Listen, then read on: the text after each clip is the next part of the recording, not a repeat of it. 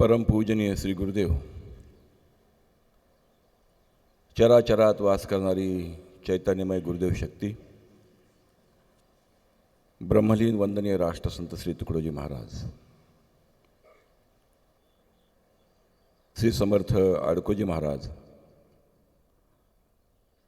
माय मंजुळा माता आणि आजच्या वंदनीय राष्ट्रसंतांच्या या ग्रामजयंतीच्या पर्वावर सामूहिक ध्यानाकरता उपस्थित असणाऱ्या माझ्या बंधू भगिनींनो, वंदनीय राष्ट्रसंतांनी तुम्हा आम्हाला एक साफल्यपूर्ण जीवन जगण्याकरता, एक वैशिष्ट्यपूर्ण जीवन जगण्याकरता, एक समाधानकारक जीवन जगण्याकरता आध्यात्मिक 2 उपासना पद्धती दिल्या आहेत. त्यामध्ये एक सामुदायिक ध्यान जे आता आपण केलं आहे आणि सायंकाळची सामुदायिक प्रार्थना. खरं म्हणजे राष्ट्रसंतांनी प्रार्थना 5 प्रकारच्या सांगितल्या,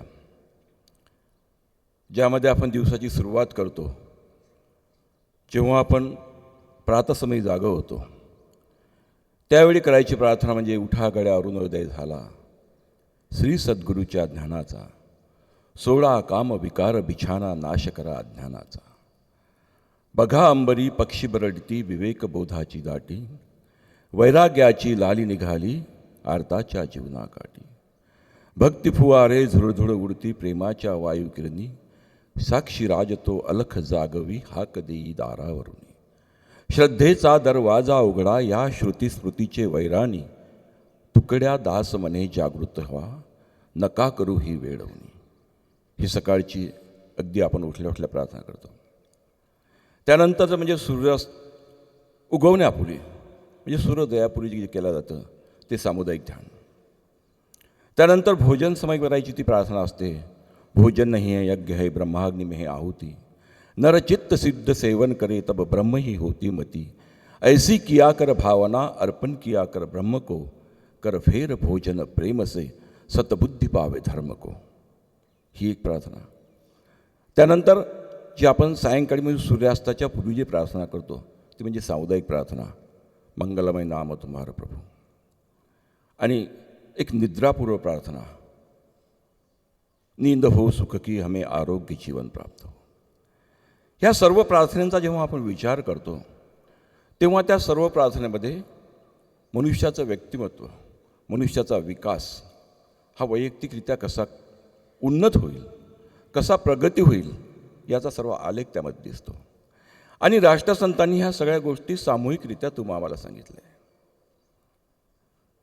या सामूहिक ध्यानाबद्दल जर बोलायचं केलं तर महर्षी पतंजलीनं योगशास्त्रामध्ये जे महर्षीच्या पतंजली शास्त्रामध्ये सांगितलं आहे, यम नियम आसन प्राणायाम प्रत्याहार धारणा ध्यान आणि समाधी या पद्धतीप्रमाणे जसं शरीराचं, जसं माणसाचं, असं व्यक्तिमत्वाचा विकास होतो त्या पद्धतीनं राष्ट्रसंतांनी अगदी सोप्या भाषेत, अगदी साध्या भाषेमध्ये आम्हाला सर्वांना ध्यानाची प्रक्रिया दिली. खरं म्हणजे पूर्वीच्या काळी ध्यान हे ऋषींनी करायचं, ऋषीमुनींनी करायचं, आध्यात्मिक लोकांनी करायचं, परंतु ज्ञान हे तुमच्या आमच्यासाठी राष्ट्रसंतांनी अगदी साध्या, अपने आत्म के चिंतन में हरदम जागृत रहना है. माझ्या आत्म्याच्या चिंतनात शरीरात जी 5 ज्ञानेंद्रिय आहे, 5 कर्मेंद्रिय आहे आणि त्याला जोडणारे मन हे 11वं इंद्रिय आहे. त्या मनाला काबूत ठेवण्याकरता ध्यान करायचं आहे.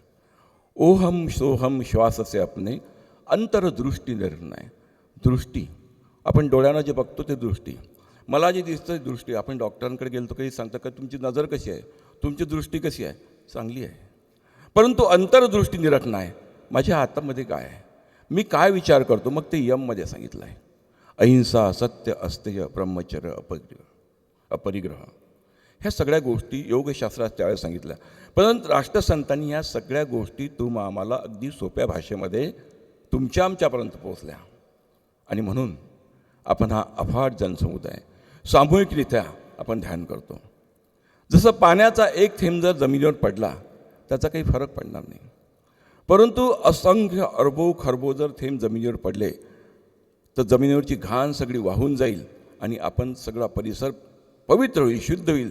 त्याचप्रमाणे राष्ट्रसंतांनी सामूहिक ध्याने, सामूहिक प्रार्थना हे तुम्हा आम्हाला सामूहिकरित्या करायला सांगितली, ज्यामुळं व्यक्तिमत्वाचा विकास, वैयक्तिक विकास, देशाचा विकास, राष्ट्राचा विकास नक्कीच होईल. मन हे खूप चंचल आहे. बहिणाबाई चौधरी म्हणतात, मन वढाय वढाय उभ्या पिकातलं ढोरं, किती हाकला हाकला तरी जातं पिकावर.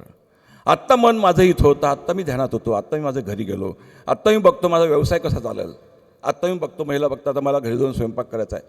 मन हे खूप चंचल आहे. महाराज म्हणतात, मन रे पड हरी नाम की गीता. का तर या मनाला स्थिर करायचं असेल, या मनाला जर काबूत ठेवायचं असेल तर ध्यान ही प्रक्रिया, ही साधना तुम्हामाकरता आवश्यक आहे. आणि ती अगदी साध्या शब्दात राष्ट्रसंतांनी आणि म्हणून म्हटलं आहे की तुकड्या दास कहेय वाणी रोज रोज ही गाणं आहे. हे रिचार्ज करावं लागतं. हे एक दिवस केल्यानं होत नाही. हे तुम्हाला आजही केलं, कालही केलं, उद्याही केलं, आयुष्यभर करावं लागतं. जोपर्यंत हा मनुष्य देह आहे तोपर्यंत जर आम्ही जर ध्यान प्रक्रिया करू शकू, प्रार्थना प्रक्रिया करू शकू, तर नक्कीच आपलं मन हे आपल्या काबूत राहील. मन हे खूप चंचल आहे. मन रे पढहरी नामकी गीता. महाराजांनी, संत कबीरांनी एका ठिकाणी म्हटलं आहे, आदत बुरी सुधारलो बस हो गया भजन. भजनामध्ये म्हणतात की आदत बुरी सुधारलो बस हो गया भजन, मन की तरंग बांधलो बस हो गया भजन. मन कसं आहे? फार चंचल आहे. मनाचा तरंग कुठं होईल, काय कसं होईल, काय मनात विचारतील हे काही सांगता येत नाही. आणि म्हणून मन काबूत ठेवायचं असेल, जर मन काबूत ठेवलं तर पंचज्ञानेंद्रिय, पंचकर्मेंद्रिय याला जोडणार जर मन ताब्यात ठेवलं आपण, तर नक्कीच मनुष्याचा उत्कर्ष होतो. ग्रामगीतेत महाराज एका ठिकाणी म्हणतात की सेवेने अंगी सामर्थ्य येते. हे केव्हा? जे जे बोलाल तिची घडते, हसते परहसते सर्वची होते कामं त्यांचे. तुमचे कामं सहजासहजी होतात. केव्हा? जेव्हा आपण ध्यान, प्रार्थना, आध्यात्मिकता ह्या सगळ्या गोष्टी जोपासू, तर ह्या गोष्टी सगळ्या आपोआप होत राहतात. आपण अनेक दाखले बघितले आहे या समाज व्यवस्थेमध्ये की अनेक महापुरुष, सर्व धर्म, सर्व संत, सर्व पंथ, सगळ्यांचा संदेश हा एकच असतो. फक्त तो आपण आत्मसात कसा करतो, आपण तो व्यक्तिगत जीवनामध्ये कसा घेतो, जर हे आपण घेतलं तर नक्कीच आपल्याला ध्यान ही प्रक्रिया जर समजली, प्रार्थना ही प्रक्रिया जर समजली, तर नक्कीच आपली वैयक्तिक उन्नती, आपल्या राष्ट्राची उन्नती, आपल्या देशाची उन्नती झाल्याशिवाय राहणार नाही. हा एक साधना आहे, हा एक संस्कार आहे. आणि माझी विनंती असेल की तरुण मुलांना, तरुणांना, तरुणींना हे संस्कार जर आपण दिले, हे देत आहोत, यामुळंच आज जगामध्ये जे काय स्थैर्य दिसतं आहे ते आपण बघतो आहे. नाही तर आपण आत्ता बघतो आहे इराणचं, अमेरिकेचं युद्ध, कुठलंही कारण नसताना युद्ध होत आहे. तेव्हा आपल्या मनावर ते संस्कार सातत्याने संत महात्म्यांनी दिलेत. म्हणून आपण त्या पद्धतीने जगण्याचा प्रयत्न करतो, त्या पद्धतीने जगलं पाहिजे. परमेश्वर ही बुद्धी तुम्हा आम्हा सर्वांना देवो, एवढंच या ठिकाणी सांगतो आणि माझ्या शब्दांना विराम देतो. जय गुरु.